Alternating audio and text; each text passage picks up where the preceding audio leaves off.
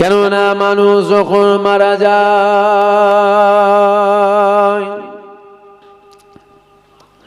ওই মানুষটাকে সর্বপ্রথম গোসল দিয়া হয়। মানুষ যখন মারা যায় ওই মানুষটাকে কাফন পরানো হয়। মানুষ যখন মারা যায় ওই মানুষটা জানাজা আদায় করা হয়। মানুষ যখন মারা যায় ওই মানুষটাকে খাটিয়াতে তুলে নেওয়া হয়। ওই মানুষটাকে খাটিয়াতে তুলে নিয়ে পায়ে পায়ে পায়ে পায়ে কেটে কেটে কবরস্থানে নিয়ে যে হাজির করা হয়। মিনহা খালাকনাকুম ওয়া ফিহা নুইতুকুম ওয়া মিনহা নুখরিজুকুম তারাতান উখরা বলে মাটি দিয়ে রেখে চলে আসবে। আপনার বাপ আপনার সাথে যাবে না, আপনার ভাই আপনার সাথে যাবে না, আপনার মা আপনার সাথে যাবে না, আপনার বোন আপনার সাথে যাবে না, কেউ আপনার সাথে যাবে না। আপনাকে আপনারটা বুঝে নিতে হবে। এ যুবকেরা, আব্বারা, তরুণেরা, কবর তো একা থাকার খবর, ওই কবরে কেউ আপন হবে না। তবে মনে রেখে দিও, কবরে যখন তোমাকে দাফন দিয়ে চলে আসবে ওই কবরের মধ্যে দুইজনা ফারিস্তা হাজির হয়ে যাবে। মুনকার নেকির চলে আসবে। এমন সময় দেখা যাবে ফারিস্তারা তোমার আমার কবরে মাথার দিক দিয়ে প্রবেশ করছে। এমন সময় দেখা যাবে মাথার দিকে একটা অপূর্ব সুন্দর যুবক দাঁড়িয়ে গেল। ওই যুবকটা দাঁড়িয়ে গিয়ে বলতে লেগে গেল, এদিক দিয়ে যাওয়া যাবে না, এদিক দিয়ে যাওয়া যাবে না, এদিক দিয়ে যেতে দেব না। ফারিস্তারা রাস্তাটাকে বদলে নেবে, ডান দিক দিয়ে আসবে। ডান দিকেও একটা যুবক দাঁড়িয়ে যাবে। ফারিস্তারা পা দিক দিয়ে আসবে, বাঁ দিকেও একটা যুবক দাঁড়িয়ে যাবে। ফারিস্তারা পায়ের দিক দিয়ে আসবে, পায়ের দিকেও একটা যুবক দাঁড়িয়ে যাবে। এই যুবকেরা, আব্বারা, তরুণেরা, কবর তো একা থাকার কবর। ওই কবরের মধ্যে এই চারজনা যুবক কারা কারা কারা? এই চারজনা যুবকের মধ্যে প্রথম নম্বর যেটা আপনার আমার মাথার গোড়ায় দাঁড়িয়ে যাবে, ওটা অন্য কিছু নয়, ওটা হলো আপনার আমার জীবনের নামাজ দাঁড়িয়ে যাবে। গুনাহ যেমন হচ্ছে, আল্লাহর কাছে দোয়া চাই আল্লাহ যেন মাফ করে দেন, সাথে সাথে আমাদের আমলের দরকার আছে না নাই? কথা বলছেন না কেন? আমি অসুবিধা হচ্ছে নাকি আপনাদের? অজে আমলের দরকার আছে না নাই? কবরে দাদা হুজুর আপন নয়, কবরে আপনার আমল আপন। এটা হক, এটা হক।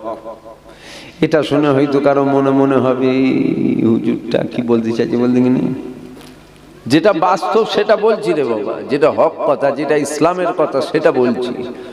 দাদা হুজুরের মুরিদ তো আমরা। কার মুরিদ আপনারা? ফুরফুরার পীর আবু বকর সিদ্দিকের মুরিদ তো। দাদা হুজুর যাবে তো কবরে? বাবা আমার মুরিদকে মারিস নি বাবা, যাবে তো? সোট ঠ্যাঙায় দেখেছেন? সোট ঠ্যাঙায় ওই রকম ঠ্যাঙাবে, কাজ যদি না করে যাই আমি আপনি। আমি আমার কথা বলছি, ভাববেন না আমি আপনার কথা বলছি, আমি আমার নিজের কথা বলছি। দাদা হুজুরের আওলাদ বলে কি আমি পার পেয়ে যাবো মনে হচ্ছে নাকি? না, ভিআইপি আল্লাহর দরবারে সব সমান রে বাবা। আপনার গ্রামের ভ্যানওয়ালা যে ভ্যান চালিয়ে খাই, নওজুবিল্লাহ, আমি কারো কাজ ছোট করছি না, আমি বুঝাবার জন্য বলছি। ওর জন্য যে আইন, আমার জন্য, আমি পীরের ছেলে তো কি হয়েছে, আমার জন্য কিন্তু সেই একই আইন, আলাদা নয়। ওর জন্য কম, আমার জন্য বেশি, আমার জন্য কম, ওর জন্য বেশি, এমনটা নয়, আইন সমান। দাদা হুজুর যাবে আমাদের কবরে, জোরে বলুন। তাহলে মনে হচ্ছে বড় হুজুর যাবে, মেজ হুজুর, ন হুজুর, সেজ হুজুর, ছোট হুজুর, খাজা হুজুর, আল্লামা রুহুল আমিন হুজুর, ঘাঁটবেন না কিন্তু, আল্লামা রুহুল আমিন হুজুর, মোস্তফা মাদানী হুজুর, কোন হুজুর যাবে?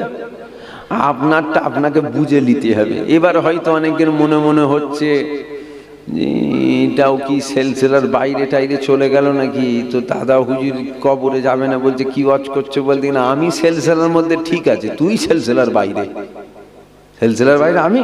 না না, ঠিক জায়গায় আছে। মায়ের থেকে মাসির দরদ বেশি, আমার থেকে তোমার দরদ বেশি। তুমি যেমন দাদা হুজুরের মুরিদ, আমিও দাদা হুজুরের মুরিদ, তবে তোমার থেকে দরদ আমার বেশি। চারানা হলেও আমার বেশি, সরষে পরিমাণ হলেও আমার দরদ বেশি। কেন বলেন তো? আমার রক্তের সম্পর্ক আছে, আমার দাদু জান হয়। যেমন আপনাদের পীর হয়, আমারও পীর হয়। আপনারা যেমন মুরিদ, আমিও মুরিদ। কিন্তু আমার সম্পর্কে আবার কি হয়? দাদা হুজুর আমার কি হয়? আমার দাদু জান হয়। তাহলে বলুন, আপনার থেকে তো একটু হলেও দরদ আমার বেশি হবে। আরে চাস্তো ভাই যতই আপন হোক না কেন, নিজের মায়ের পেটের ভাইয়ের প্রতি দরদ একটু বেশি হয়। কেন? খুনের সম্পর্ক আছে। দাদা হুজুরের সাথে আমার খুনের সম্পর্ক আছে। তবে যেটা হক সেটা বলতে হবে। দাদু জান বলে একটু ঘুরিয়ে ঘাড়িয়ে দিলে হবে না, যেটা হক সেটা বলতে হবে। কোনো হুজুর আমাদের কবরে আপন নয়। আমাদের কবরে আমাদের জীবনের নেক আমল, নেক ইবাদত গুলোই কিন্তু সাথী হবে, এছাড়া অন্য কিচ্ছু হবে না। দুটো ফারিস্তা আসবে, একজন কানা আর একজন কালা। কাজ যদি না করেন, আমি হুজুরের ছেলে, থেতলে ফেলবে মেরে। দেখতে পেলে একটু মায়া হয় যে মুখে মারবো নি বুকে মারবো, দেখতেই তো পাচ্ছে না। যদি মনে করে মুখে মারবো নি, কিন্তু তারপরেও শট মুখেই লাগবে, চোখে তো দেখতে পাচ্ছে না, পুতা ঝাড়ছে। আমি কিন্তু গল্প করছি না আপনাদের সাথে। দুটো ফারিস্তা আসবে কবরে, একটা ফারিস্তা চোখে দেখতে পাই না, আর একটা ফারিস্তা কানে শুনতে পাই না। কি বলে চিল্লাচ্ছেন যে ছেড়ে দে বাবা, আমি জীবনে আর ভুল করবো নি, তোর পায়ে পড়ছি। ও ছাড়বে? শুনতেই তো পাচ্ছে না। পাগল কুকুরকে যখন আমরা মারি নয়, ও চিল্লানো দেখে মানে মধ্যে একটু মায়া হয়। মারছি ঠিকই, তবে একটু গতি যেন একটু কমে যায়। কথা বুঝলেন না? মায়া তো আছে রে বাবা, দিলে এটা মায়া হয় না। ঠিক আছে, পাগল কুকুরকে মারছি, ও চিল্লানো দেখে একটু মায়া হয়ে যায় না। ফারিস্তা শুনতেই পাই না, আপনার চিল্লানো দেখে মায়া হবে তোর? তাহলে কবরে কি আপন হবে বলুন? বলবেন তো? কি ওয়াজ শুনছে আমি তো বুঝতে পারছি না। আমি এত কষ্ট করে বলছি, আপনারা শুনছেন তো? কবরে কি আপন হবে? হ্যাঁ, একই কথায় আমাদের জীবনের নেক আমল গুলো আমাদের কবরের সাথী হবে। এ ছেলেরা, যুবকেরা, বারা, তরুণীরা, এ আমার নবী পাকের প্রেমিকেরা, তাহলে আপনার আমার কবরের সাথী কি হবে?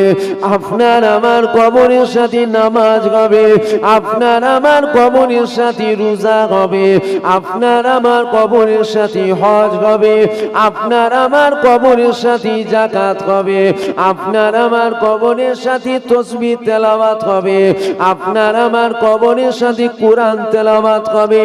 একই কথা, আমাদের জীবনের নেক আমল গুলো আমাদের সাথী হবে। কিন্তু এখানে একটা কথা আছে, এ যুবকেরা একবার ভেবে দেখতো, দেখে আমরা নামাজ পড়ি, মুনাফিকও নামাজ পড়ে, কাফেরও নামাজ পড়ে। কাফের কেমন নামাজ পড়ে ওটা আপনাদের বললে একটু বুঝতে অসুবিধে হবে। আসেন, যেটা বললে আপনারা বুঝবেন ওটা আপনাদের কাছে বলে যায়। মুমিনও নামাজ পড়ে আর মুনাফিকও নামাজ পড়ে। মুমিনও রোজা রাখে, মুনাফিকও রোজা রাখে। মুমিনও হজ করে, মুনাফিকও হজ করে। মুমিন যাকাত দেয়, মুনাফিকও যাকাত দেয়। মুমিন তাসবিহ পড়ে, মুনাফিকও তাসবিহ পড়ে। মুমিন কোরআন পড়ে, মুনাফিকও কোরআন পড়ে। এ যুবকেরা, আমি তো বললাম আমাদের জীবনে নেক আমল অর্থাৎ নামাজ, রোজা, হজ, যাকাত, একই কথায় আমলগুলো আমাদের সাথী হবে। এইবার একবার ভেবে দেখুন তো দেখি, আমরাও আমল করি আর মুনাফিক ওরাও কিন্তু আমল করে। এই দুটো আমল কি এক? এই দুটো নামাজ কি এক? এই দুটো রোজা কি এক? হ্যাঁ, দুটো নামাজি এক, দুটো রোজা এক, দুটো হজ এক, দুটো দাঁড়িয়ে এক, কিন্তু একটা নামাজে সব হয়। হয়, একটা নামাজে আমল হয় আর একটা নামাজে সব আমল হয় না। একটা দাড়ি সুন্নাত হয় আর একটা দাড়ি এমনি রাখা হয়, সুন্নাত হয় না। বুঝতে পারছেন আমার কথাটা? একটা নামাজ আমল হচ্ছে আর একটা নামাজ দুটোই নামাজ, কিন্তু দুটোই কিন্তু আমল নয়। একটা আমল আর একটা নামাজ পড়া হচ্ছে, ওটা আমল হচ্ছে না। অর্থাৎ নামাজ পড়া হচ্ছে, সব পাওয়া যাচ্ছে না। ওটা কার নামাজ? ওটা হলো মুনাফিকের নামাজ। ওটা নামাজ পড়া হয় কিন্তু ওটা আমল হয় না। আমরা ইমানদার মোমেন নামাজ পড়লে ওটা নামাজও হলো, আমলও হলো, আল্লাহ খুশিও হলো, আর বিনিময়ে আল্লাহ পরকালে জান্নাতও দিল। জোরে বলুন সুবহানাল্লাহ। তাহলে দুটোই নামাজ, দুটোই কিন্তু আমল নয়। এ ছেলেরা, যুবকেরা, বাচ্চারা, তরুণীরা, গ্রামের মসজিদে আজ ইশার আজান হয়েছিল, আজ ইশার জামাত হয়েছিল।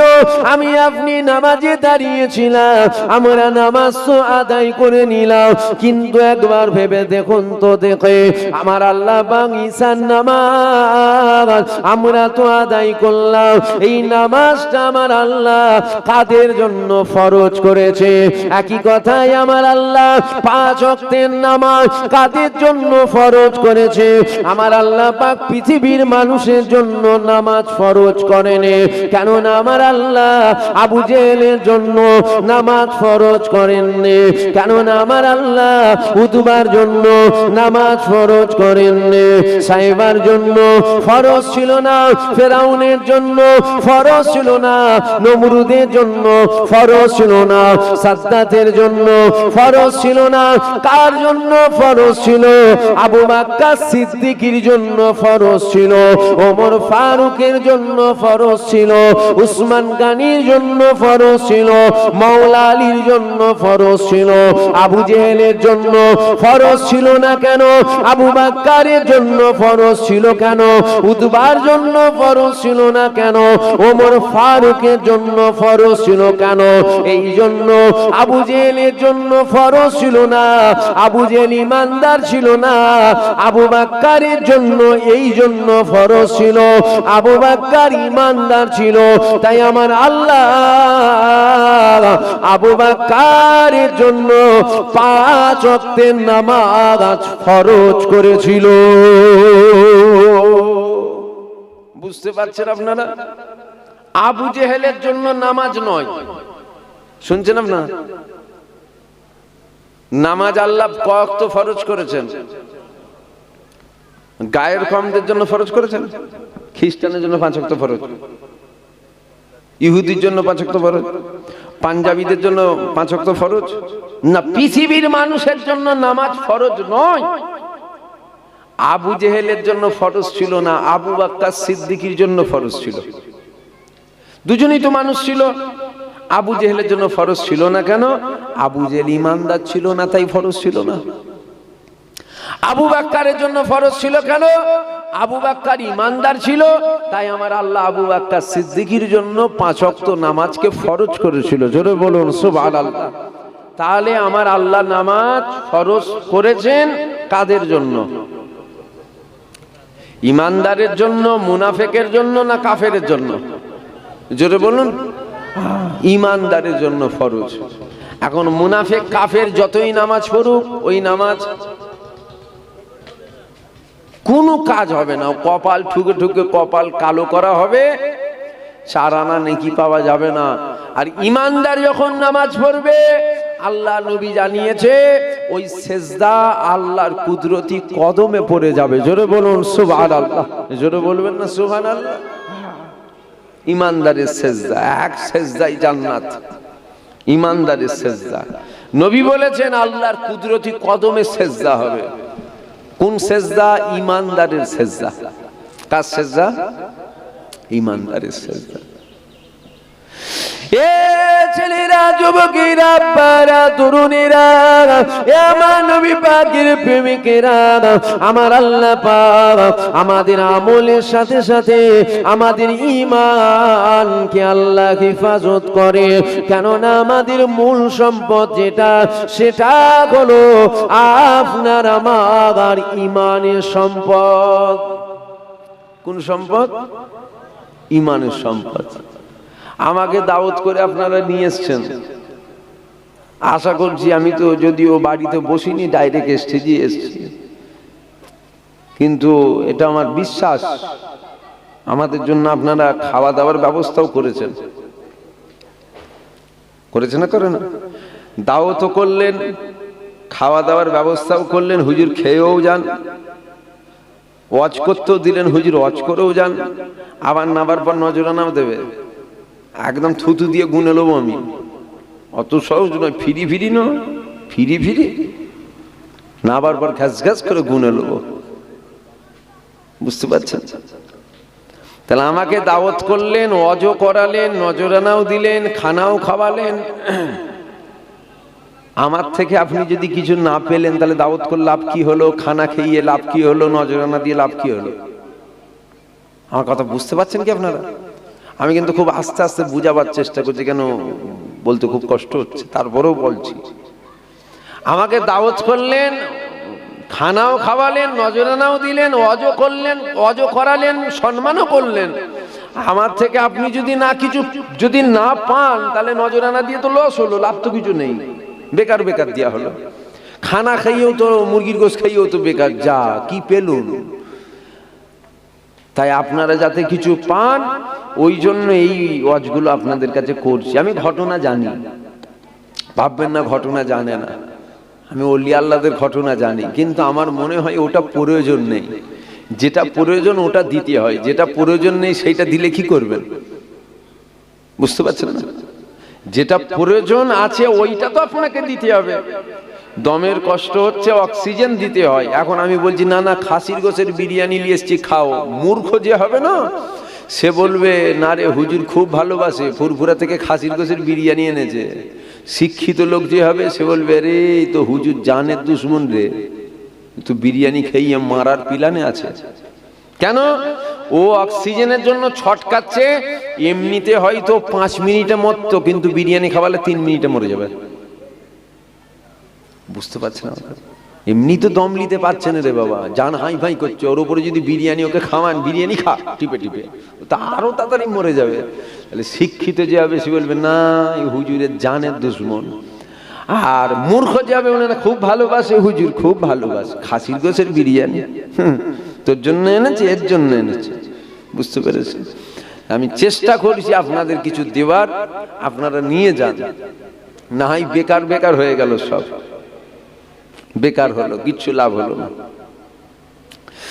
এ ছেলেরা, যুবকেরা, আব্বারা, তরুণেরা, এই জন্যই ওয়াজটা আপনাদের কাছে করছি।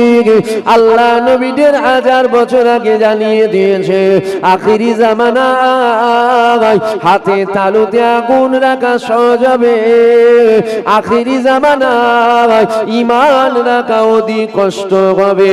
আমার নবী পাক আরো জানিয়ে দিয়েছে, আখিরি জামানা আমার উম্মতেরা সকাল বেলায় মুমিন হবে, সন্ধ্যা বেলায় বেঈমান হবে, সন্ধ্যা বেলায় মুমিন হবে, সকাল বেলায় বেঈমান হবে। এ যুবকেরা, আব্বারা, আল্লাহ নবী কোন জামানার কথা বলছে? আল্লাহ নবী এই জামানার কথা বলেছে। কেননা দুনিয়া শুরুর দিকে নয়, দুনিয়াটা শেষের দিকে, আখিরি জামানা চলছে। আমার আল্লাহ আমাদের ঈমানকে হেফাজত করে। মনে রেখে দিও, একটা মোটা গাছ দাঁড়িয়ে আছে, ওই গাছের হাজারো ডালপালা রয়েছে। ওই ডালপালার মধ্যে আপনি যদি 10-20টা ডালপালা কেটে দেন, ওই গাছটা মরে যাবে না, ওই গাছটা দুর্বল হবে, ওই গাছটা কমজোর হবে। কিন্তু মনে রেখে দিও, ওই গাছের একটা মূল আছে, যেটা দেখা যায় না, যেটা জমিনের নিচে আছে। আপনি বিদেশি সার গাছে স্প্রে করলেন, আর মূলটাকে আপনি ছুরি দিয়ে যদি কেটে দেন, রোজার দিন দিন কালার চেঞ্জ হয়ে যাবে। এই জন্য এই কথাটা বললাম, নামাজ রোজা হজ যাকাত দাড়ি টুপি জুব্বা আমল এগুলো ডালপালার নাই, কিন্তু আমাদের মূল যেটা ওটা হলো আপনার আমার ঈমান। ঈমান যদি চলে যায় তোমার নামাজ আল্লাহ নেবে না, ঈমান যদি চলে যায় তোমার রোজা আল্লাহ নেবে না, ঈমান যদি চলে যায় তোমার হজ আল্লাহ নেবে না, ঈমান যদি চলে যায় তোমার যাকাত আল্লাহ নেবে না। কেননা ঈমানদারের নামাজ আল্লাহ নাই, বেঈমানের নামাজ আল্লাহ নেবে না। এ যুবকেরা, নামাজ অবশ্যই পড়তে হবে, কেননা আমার আল্লাহ 5 ওয়াক্ত নামাজ ফরজ করেছে। তবে মনে রেখে দিও, নামাজের জন্য নবী নয়, নবীর জন্য নামাজ পেলাম। রোজার জন্য নবী নয়, নবীর জন্য রোজা পেলাম। হজের জন্য নবী নয়, নবীর জন্য হজ পেলাম। যাকাতের জন্য নবী নয়, নবীর জন্য যাকাত পেলাম। এ যুবকেরা, ঈমান কোথায় আছে? তোমার নামাজের মধ্যে ঈমান নাই, নামাজে আমল আছে, কিন্তু মনে রেখে দিও ঈমানের মধ্যে নামাজ আছে, নামাজের মধ্যে ঈমান নাই, ঈমানের মধ্যে নামাজ আছে। রোজার মধ্যে ঈমান নাই, ঈমানের মধ্যে রোজা আছে। হজের মধ্যে ঈমান নাই, ঈমানের মধ্যে হজ আছে। এ যুবকেরা, ঈমান কোথায় আছে? ঈমান মদিনা জমিনে শুয়ে আরাম করছে। মদিনাওয়ালার প্রেমে, আদবে, তাজিমে, বিশ্বাসে, মেনে নেওয়াতে আপনার আর আমার ঈমান আছে। বুঝতে পারছেন আমার কথা? নামাজে ঈমান নেই, নামাজে আমল আছে। ঈমানের মধ্যে নামাজ আছে। আমি বুঝাতে পারছি আপনাদের? রোজা ওটা ঈমান নয়, ওটা আমলে পড়ে। ঈমান আর আমল দুটো আলাদা আলাদা তো পার্ট না, এক। যেটাই আমল সেটাই ঈমান, যেটাই ঈমান সেটাই আমল না। ঈমান একটা আলাদা পার্ট, আমল একটা আলাদা পার্ট। আমল কি? নামাজ রোজা হজ যাকাত দাড়ি টুপি জুব্বা ইত্যাদি যে আমলগুলো আছে এগুলো আমল।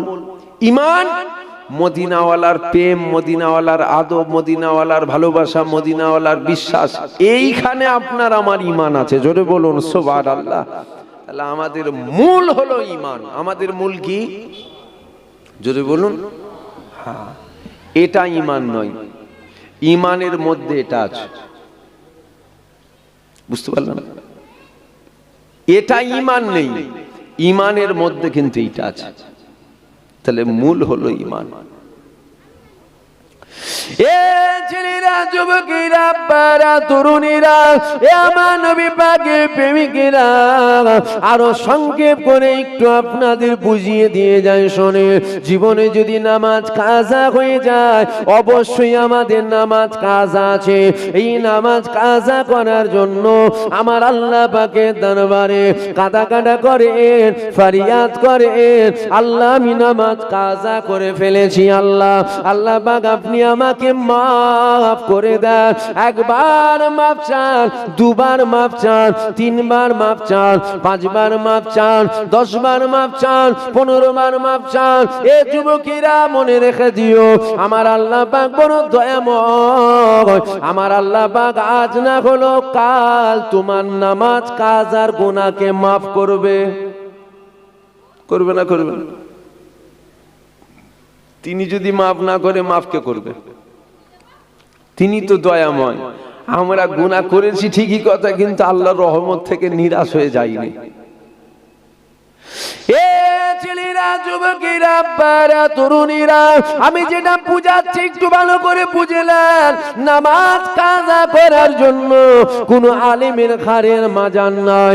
তোমাকে বেঈমান কাফের বলবে, নামাজ কাজা করার জন্য তোমাকে গুনাহগার বলা হবে, তোমাকে খাতাকার বলা হবে, তোমাকে বদকার বলা হবে, তোমাকে খারাপ বলা হবে, তোমাকে নিকৃষ্ট বলা হবে, তোমাকে জাহান্নামী বলা হবে, তোমাকে ফাসেক বলা হবে, তোমাকে ফাজেল বলা হবে, কিন্তু মনে রেখে দিও কাফের বলা হবে না, কাফের বলা হবে না, কাফের বলা হবে না। এ যুবকেরা, কিন্তু মনে রেখে দিও আমার নবীর শানে কাতরা পরিমাণ সরষের দানা থেকে ক্ষুদ্র পরিমাণ যদি বিয়াদবি হয়ে যায়, ওখানে তোমাকে গুনাহগার বলা হবে না, ওখানে তোমাকে খাতাকার বলা হবে না, ওখানে তোমাকে বদকার বলা হবে না, ওখানে তোমাকে খারাপ বলা হবে না, ওখানে তোমাকে নিকৃষ্ট বলা হবে না, ওখানে তোমাকে পাপী বলা হবে না, ওখানে তোমাকে ফাসেক বলা হবে না, ওখানে তোমাকে ফাজিল বলা হবে না। এ যুবকেরা মনে রেখে দিও আমার নবী পাকের শানে কাতরা পরিমাণ সরষের দানা থেকেও ক্ষুদ্র পরিমাণ যদি বিয়াদবি হয়ে যায়, ওখানে সারা পৃথিবীর আলে সুন্নাতুল জামাতের উলামাদের একটাই রায়, আমার নবীর শানে তিল পরিমাণ বিয়াদবি করার জন্য তুমি বেঈমান কাফের হয়েছো, তুমি বেঈমান কাফের হয়েছো। নামাজ কাজা করার জন্য তুমি গুনাহগার হয়েছো, নবীর শানে বিয়াদবি করার জন্য তুমি বেঈমান কাফের হয়েছো।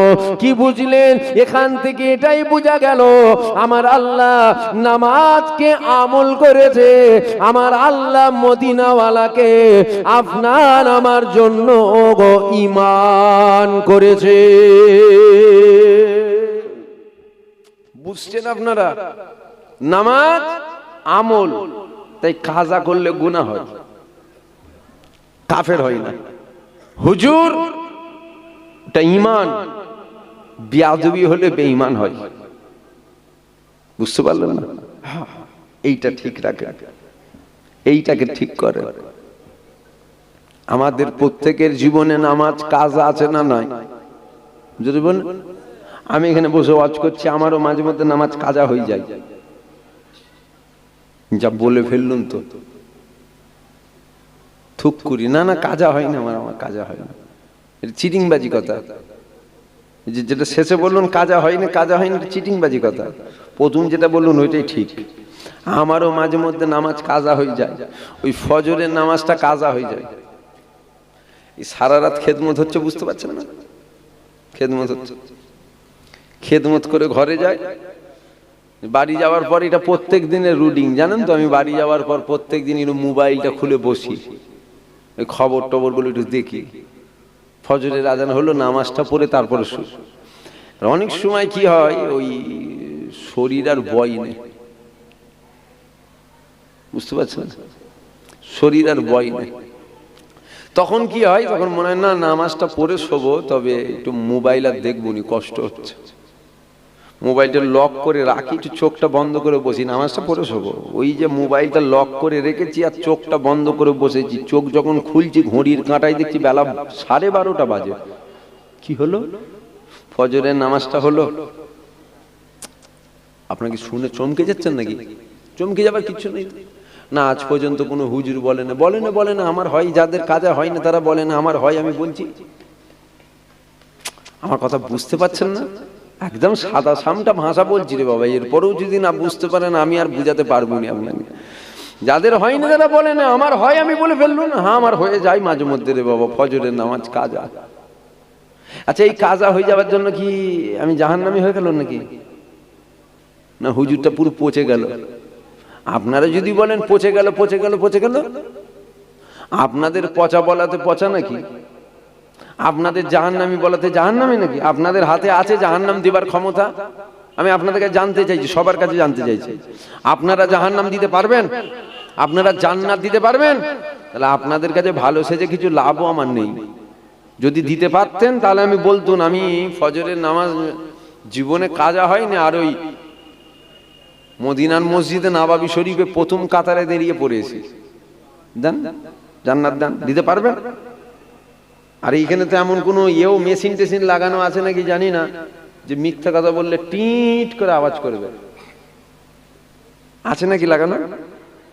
এমনও তো সিস্টেম নয় যে মিথ্যা কথা বললে পরে ফাইন দিতে হবে 20,000।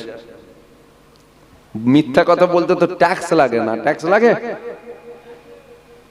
এইটাই যে কথাটা বললাম, আমি চোখ বন্ধ করে মদিনার মসজিদে নববী শরীফে প্রথম কাতারে নামাজ পড়ে, চিটিংবাজি কথা। কি কথা বলেন? কত জোরে বলেন।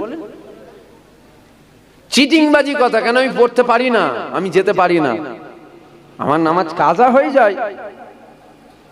এই যে নামাজ আমার কাজা হয়ে যায়, এটা সত্য। এটা কি? এটা সত্য। আপনাদের হাতে জান্নাত দেওয়ার ক্ষমতা নেই। জান্নাত দেওয়ার মালিক কে? আমি সবাইকে জিজ্ঞাসা করছি। জাহান্নাম দিবার মালিক কে? ইজ্জত দিবার মালিক কে? খানা খাওয়াবার মালিক কে? দাওয়াত দিবার মালিক আপনারা।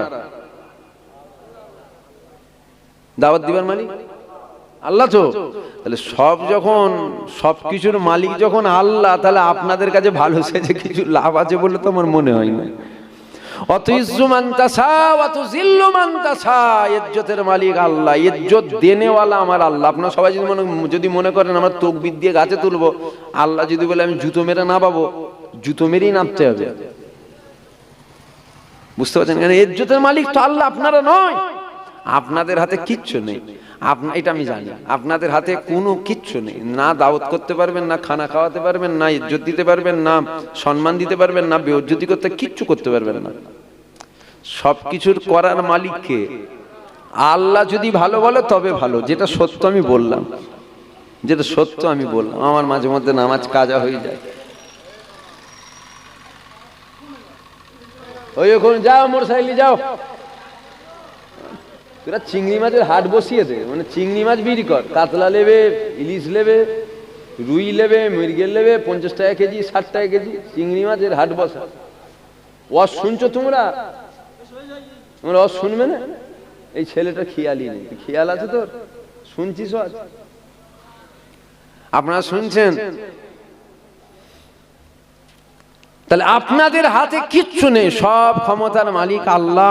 আল্লাহ ভালো বললে তো ভালো। আমি চিটিংবাজি করে আপনাদের কাছে বেরিয়ে চলে যাবো, জানেন তো? ও বললাম তো, না সিগন্যাল দেবে না ফাইন লাগবে।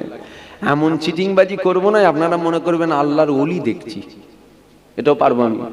কিন্তু এই চিটিংবাজি করাতে দুনিয়ার মানুষ হয়তো ভালো বলবে, কিন্তু আমার আল্লাহ যাকে ভালো বলে সে তো ভালো। মানুষ যাকে ভালো বলে সে ভালো না, আল্লাহ যাকে ভালো বলে, জোরে বলুন, সেই ভালো। দুনিয়ার মানুষ যাকে ভালো বলে সে ভালো নয়, আল্লাহ যাকে ভালো বলে সে ভালো। এই কথাটা শোনার পর আপনারা যদি মনে করেন এই হুজুরটা চলবে না, আমাদের গ্রামে দাওয়াত করবনি, আল্লাহ যদি বলে এই হুজুরই চলবে, আপনি তো শিশু বাচ্চা, আপনার বাপকে গিয়ে দাওয়াত করতে হবে। বুঝতে পারছেন না? আমার ইমান ওই রকম রে বাবা, তাল পাতায়, ওই কচু পাতায় দুলছে না, একদম মজবুত। শুনছেন? থাক, জুতো হারাবে না, থাক, যার যেখানে আছে থাক, অসুবিধা নেই।